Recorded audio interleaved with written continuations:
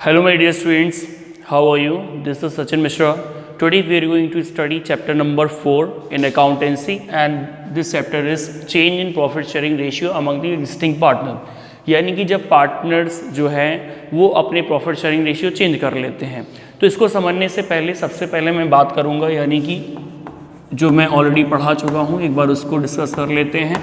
Meaning of partnership, किसके बारे में बात करते हैं? Meaning of partnership. तो पार्टनरशिप की जो डेफिनेशन दी गई है वो according to section 4 of Indian partnership act 1932। तो इंडियन पार्टनरशिप एक्ट 1932 के सेक्शन 4 में इसकी डेफिनेशन दी गई है। कौन से सेक्शन में? सेक्शन 4 में। क्या बताया गया? Partnership is the relation between two or more person who have agreed to share the profit of business carried on by all or any of them acting for all. ठीक है, तो अब जब पार्टनरशिप का फॉर्मेशन होता है तो सबसे पहले एग्रीमेंट बनाया जाता है। क्या बनाया जाता है? एक एग्रीमेंट बनाया जाता है और उसमें सारी टर्म्स एंड कंडीशन स्टेटेड होती हैं। जो भी पार्टनर्स के बीच में आपस में एग्रीमेंट हुआ है वो एक तरह से लिखा होता है। ठीक है, अब आपको बताया गया था एग्रीमेंट वो रिटन भी हो सकता है, ओरल भी हो सकता है। हालांकि रिटन एग्रीमेंट जो होता है उसको हम किस नाम से जानते हैं? पार्टनरशिप डीड के नाम से जानते हैं। तो all the terms and conditions are stated in an agreement. किसमें स्टेटेड होती हैं? एग्रीमेंट में। लेकिन अगर इस एग्रीमेंट में कोई भी क्या हो जाए? चेंज हो जाए, if there is any change in the existing agreement then it is known as reconstitution of a partnership firm। तो इसको हम एक दूसरा टर्म आया reconstitution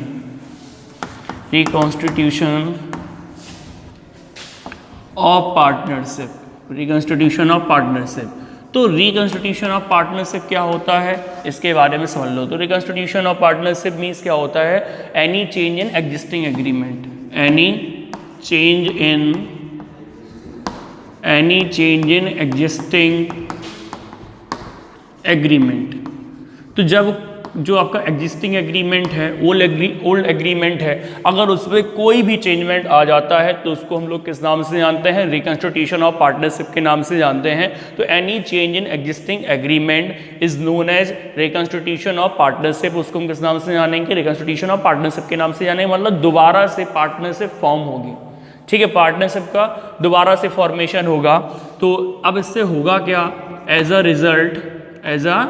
result old agreement, old या फिर इसको बोल सकते हो existing agreement comes to an end, comes to end मतलब पुराने एग्रीमेंट खत्म हो जाएगा एंड न्यू एग्रीमेंट comes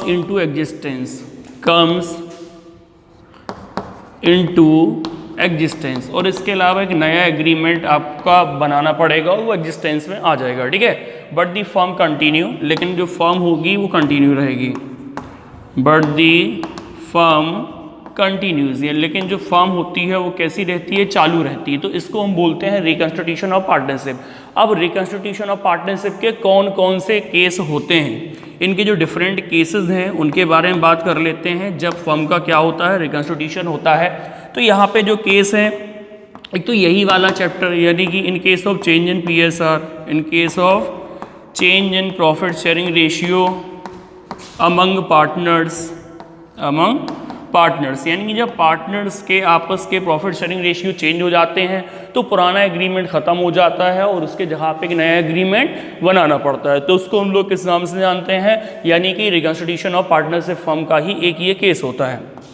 इसके अलावा admission of a new partner, admission of a new partner, firm में नए पार्टनर का एडमिशन होगा तो पुराना एग्रीमेंट खत्म करना पड़ेगा क्योंकि सारी टर्म्स एंड कंडीशन चेंज हो जाएंगे, रेशियो वगैरह चेंज हो जाएंगे।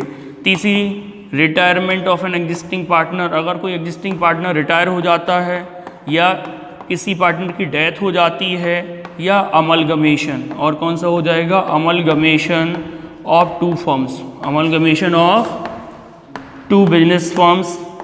जब दो फर्में मिल जाती हैं, मिलके बिजनेस करती हैं, एक दूसरे में मर्ज हो जाती हैं, तो उसको किस नाम से जानते हैं? अमलगमेशन, यानी कि दोनों फर्में जब मिल जाती हैं। ठीक है, तो ये आपके डिफरेंट केसेस हो गए रिकॉन्स्टिट्यूशन ऑफ पार्टनरशिप के।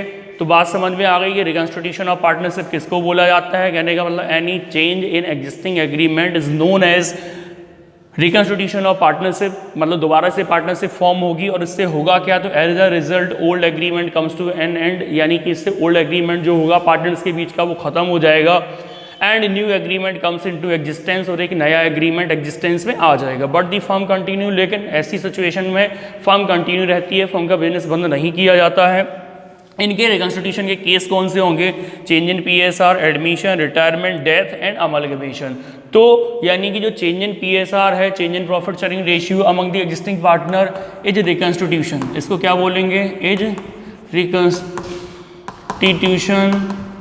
ऑफ पार्टनरशिप, तो इसको रिकंस्टिट्यूशन ऑफ पार्टनरशिप बोला जाता है। ठीक है, इस केस में क्या होता है कि पार्टनर्स के आपस के जो प्रॉफिट शेयरिंग रेशियो होते हैं वो क्या होते हैं, चेंज हो जाते हैं। जब प्रॉफिट शेयरिंग रेशियो चेंज होंगे तो कुछ पार्टनर के प्रॉफिट शेयरिंग रेशियो इंक्रीज कर जाएंगे और कुछ पार्टनर के प्रॉफिट शेयरिंग रेशियो डिक्रीज कर जाएंगे। तो यहाँ पे हमें कुछ एडजस्टमेंट करने पड़ेंगे। सबसे पहले तो हमें यानी कि गेनिंग सेक्रीफाइसिंग रेशियो निकालना पड़ेगा, इसके अलावा एडजस्टमेंट ऑफ गुडविल करना पड़ेगा, और इसके बाद हम लोग पढ़ेंगे accounting treatment of reserve account profit and losses, revaluation of assets and reassessment of liabilities, और इसके अलावा एडजस्टमेंट ऑफ कैपिटल भी हो सकता है। तो ये हमें डिफरेंट सिचुएशन हम एक एक करके पढ़ेंगे। तो सबसे पहले हम लोग बात करेंगे कि जब प्रॉफिट शेयरिंग रेशियो चेंज हो जाते हैं तो उस कंडीशन में गेनिंग रेशियो और सेक्रीफाइसिंग रेशियो कैसे फाइंड करते हैं। चलिए फिर इसके बारे में बात करते हैं। तो चलिए हम लोग सीखते हैं determination of sacrificing ratio and gaining ratio. इस चैप्टर का फर्स्ट स्टेप, यानी कि जब प्रॉफिट शेयरिंग रेशियो चेंज हो जाएंगे पार्टनर्स के आपस के, तो उस कंडीशन में क्या होगा, क्योंकि कुछ पार्टनर के शेयर इंक्रीज करेंगे और कुछ पार्टनर के शेयर क्या करेंगे, डिक्रीज करेंगे। तो इस कंडीशन में जिसका शेयर इंक्रीज करेगा वो गेन करेगा, ऑब्वियस सी बात है, और जिसका शेयर डिक्रीज करेगा वो क्या करेगा, सेक्रीफाई करेगा अदर पार्टनर को। ठीक है, तो हमें सबसे पहला कैलकुलेशन यही करना पड़ेगा, determination of sacrificing ratio and gaining ratio. तो सबसे पहले हम लोग बात करेंगे बेटा सेक्रीफाइसिंग रेशियो की। किसकी बात करेंगे, सेक्रीफाइसिंग रेशियो। तो सबसे पहले बात करेंगे कि सेक्रीफाइसिंग रेशियो आखिर होता क्या है, पहले इसके बारे में मीनिंग सुन लो। तो सेक्रीफाइसिंग रेशियो की मीनिंग हो जाएगी, sacrificing ratio is the ratio in which one or more partner sacrifice their share of profit और forgo their share of profit in favor of one or more other partner। यानी कि जब कुछ partner या एक partner दूसरे partner को अपना शेयर गिव अप करते हैं, फॉरगो करते हैं या सेक्रीफाई करते हैं, तो उसको हम बोलते हैं किस नाम से, सेक्रीफाइसिंग रेशियो के नाम से। ठीक है, यानी कि सेक्रीफाइस, जो पार्टनर अपना शेयर सेक्रीफाई करेगा उसका शेयर क्या करेगा, पुराना शेयर डिक्रीज हो जाएगा और उसका नया शेयर कम होगा। ठीक है, अब सेक्रीफाइस रेशियो निकालेंगे कैसे, तो सेक्रीफाइसिंग रेशियो का बेटा फॉर्मूला होता है old share minus new share, old share minus new share. ये आपको इसमें फॉर्मूला ध्यान रखना है कि इसके ओल्ड शेयर में से नया शेयर माइनस कर देंगे। इसकी मैं एक ट्रिक भी बता दे रहा हूं जिससे आप कभी भूल ही नहीं सकते हो, समझ रहे हो। एक आपने वर्ड सुना, ये मैंने क्या लिखा बताओ, ये क्या लिखा हुआ है, सन, SON, क्या लिखा हुआ है, SON मतलब सन। ठीक है, तो ये इसकी ट्रिक ध्यान रख लो, यानी कि sacrifice equal to old minus new, यानी कि ओल्ड शेयर में से न्यू शेयर माइनस कर दो। तो हमेशा आपको ध्यान रहेगा कि सेक्रीफाई निकालना है तो ओल्ड माइनस न्यू करना है, कंफ्यूज नहीं होना है। ठीक है, तो सन के अकॉर्डिंग ध्यान रखो, ओल्ड माइनस न्यू कर दो तो ये आ जाएगा आपका सेक्रीफाइसिंग रेशियो। ठीक है, अब बात करते हैं कि आखिर गेनिंग रेशियो होता क्या है और गेनिंग रेशियो किस तरीके से हम लोग पता करेंगे। ठीक है, गेनिंग रेशियो या गेनिंग शेयर बोल सकते हो इसको। तो गेनिंग रेशियो का पहले मतलब समझ लो, गेनिंग रेशियो का मतलब क्या होता है, gaining ratio is the ratio in which one or more partner gain share of profit from other partner. तो जब one or more partner other partner से शेयर जितना गेन करते हैं, लेते हैं, टेक करते हैं, उसको हम किस नाम से जानते हैं, गेनिंग रेशियो। गेनिंग रेशियो का फॉर्मूला जस्ट इसका अपोजिट होगा, क्या हो जाएगा, new share minus old share, new share minus old share. ठीक है, अब यार बात क्या आती है दिमाग में कि भैया चलो ठीक है, सेक्रीफाइसिंग का सन के अकॉर्डिंग ध्यान रख लिया, S equal to O minus N मतलब ओल्ड माइनस न्यू। गेनिंग का जस्ट अपोजिट हो गया कि new share minus old share कर दिया, क्लियर हो गई सिचुएशन। ठीक है, अब बात ये आती है कि क्वेश्चन को कैसे देख के पता करेंगे कि हम सेक्रीफाइसिंग का लगाएंगे, गेनिंग का लगाएं। तो यार उसमें हमेशा आप सेक्रीफाइसिंग का फॉर्मूला लगाना। ठीक है, जब भी आप क्वेश्चन सॉल्व करोगे तो सेक्रीफाइस का आप फॉर्मूला लगाओ और अगर उसकी प्लस में वैल्यू आ जाए, ओल्ड माइनस न्यू हो जाए तो प्लस में वैल्यू आएगी तो सेक्रीफाई होगा, और अगर माइनस में वैल्यू आए तो समझ लो कि गेनिंग है, ठीक है, क्योंकि आप देख के पता नहीं कर पाओगे इसके वजह। जैसे मैं एग्जाम्पल लूँगा, supposed A and B are partners, A and B are partners, A and B are partners in a firm. तो यहाँ पे ए एंड बी एक फर्म में पार्टनर है, ठीक है। They decided to change their profit sharing ratio equally with effect from, जो WEF book में लिखा होता है विद इफेक्ट फ्रॉम, मान लो 1 अप्रैल 20, तो उन्होंने 1 अप्रैल 20 से डिसाइड करा कि उनके जो नए रेशियो होंगे वो कौन से होंगे, इक्वल होंगे। और यहाँ पे ए एंड बी पार्टनर हैं और उनके मान लो ओल्ड शेयर, यहाँ पे एक मिनट, और ये ओल्ड शेयर हम बताए दे रहे हैं, तो ओल्ड शेयर मान लो इनके हैं, A and B are partners in a firm sharing profit in 1:2। इनके पुराने रेशियो मान लो है 1:2, और इसके अलावा फिर मैंने बोला they decided to change their profit sharing ratio, उन्होंने डिसाइड करा कि उनके प्रॉफिट शेयरिंग रेशियो चेंज होंगे और कितने हो जाएंगे, इक्वली हो जाएंगे विद इफेक्ट फ्रॉम 1 अप्रैल 20। अब आपसे पूछा गया calculate sacrificing and gaining ratio. क्या पूछा गया? Calculate sacrificing and gaining ratio. तो इस कंडीशन में सैक्रिफाइसिंग गेनिंग कैसे निकलेगा, यानी कि हम कैसे पता करेंगे कि यार सैक्रिफाइस का फॉर्मूला किस के में लगाएं, ए के में लगाएं कि बी के में लगाएं, और गेन का फॉर्मूला किस में लगाएं। तो आपको कंफ्यूज नहीं होना, आपको यूनिवर्सल फॉर्मूला यानी कि सैक्रिफाइस वाला फॉर्मूला लगाओ। सैक्रिफाई का मतलब क्या है? Old minus new. तो यहाँ पे जब हम जैसे सैक्रिफाइसिंग का फॉर्मूला लगाएंगे तो ए का जो शेयर है, ए का शेयर आप ओल्ड देखिएगा, देखो सैक्रिफाई का फॉर्मूला है ओल्ड माइनस न्यू, तो ए का ओल्ड शेयर कितना है? 1/3। कितना है? ए का ओल्ड शेयर 1/3। इसके बाद हम लोग इसमें से माइनस करेंगे इसका नया शेयर, तो इसका जो नया शेयर माइनस करेंगे इक्वली है, तो मतलब 1/2। तो अब एलसीएम लेंगे, 3 और 2 का 6 आएगा, 3 2 जा 6, तो यहाँ पे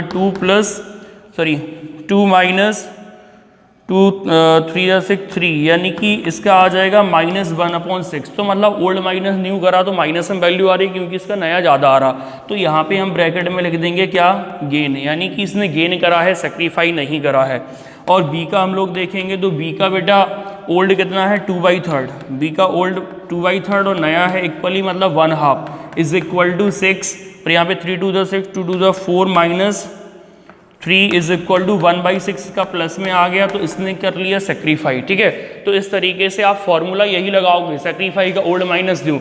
अगर ओल्ड माइनस न्यू करने से जो वैल्यू आ रही है माइनस में आए तो गेन, और प्लस में वैल्यू आए तो क्या हो जाएगा? सैक्रिफाई हो जाएगा। और एक चीज़ और कि जो गेन और सैक्रिफाई होगा वो हमेशा बराबर होगा, यानी कि इसने जो सैक्रिफाई करा 1/6, तो इसने 1/6 क्या कर लिया? गेन कर लिया। तो इस तरीके से हम कोई भी क्वेश्चन सॉल्व कर सकते हैं सैक्रिफाइसिंग और गेनिंग निकालने के लिए। बस आपको ये ध्यान रखना है कि उनके ओल्ड शेयर में से नया शेयर माइनस कर देंगे। ठीक है।